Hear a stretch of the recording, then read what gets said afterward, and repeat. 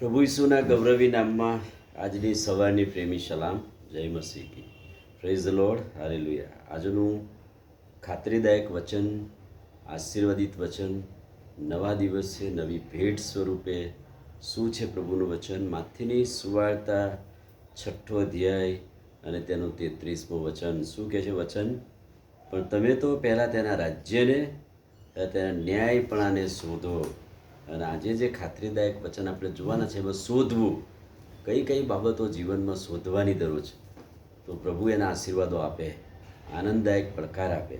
તો પહેલી વાત પ્રભુ કહે છે કે તમે તેના રાજ્યને અને ન્યાયપણાને શોધો. એટલે જગતની ચિંતાઓ, જગતની ઘણી બધી બાબતો, ઘણા ભૌતિક વાનાઓ, એ બધું જ કહે છે પડતું મૂકો, પણ આપણે ઉપરના વાના શોધીએ. અને બાઇબલ એમ કહે છે કે જો તમે તેના રાજ્યને અને ન્યાયપણાને પ્રથમ સ્થાન આપશો ને એને શોધશો, તો એ બધા જ વાના જે તમે શોધી રહ્યા છો જગત પર, પૃથ્વી પર, એ તમને આપવામાં આવશે. એટલે આજનું જે ખાતરીદાયક, ઉત્તેજનદાયક વચન એ છે કે આપણે ઈશ્વરની ઈચ્છાને શોધીએ. તો ઈશ્વરની ઈચ્છા છે કે આપણે એના રાજ્યને અને ન્યાયપણાને શોધીએ, તો જગતની ચિંતાઓ અને જગતની બાબતો જે આપણે શોધીએ છીએ એ ત્યારે જ મળશે. એ બધા જ વાના તમને પ્રાપ્ત થશે જ્યારે તમે તેના રાજ્યને અને તેના ન્યાયપણાને શોધશો. એટલે પહેલી વાત ઈશ્વરની ઈચ્છાને શોધવી, ઈશ્વરનું રાજ્ય શોધવું, ઈશ્વરનું ન્યાયપણું શોધવું. બીજી વાત, બીજો કાળ વૃત્તાંત 15મો અધ્યાય 1 ને 2 વચન.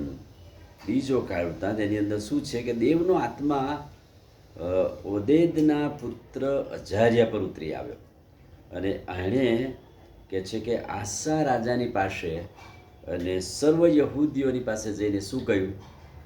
જ્યાં સુધી તમે યહોવાના પક્ષમાં રહેશો ત્યાં સુધી તમારી સાથે રહેશે. જો તમે તેને શોધશો તો તે તમને મળશે, પણ તમે તેને તજશો તો તે તમને તજી દેશે.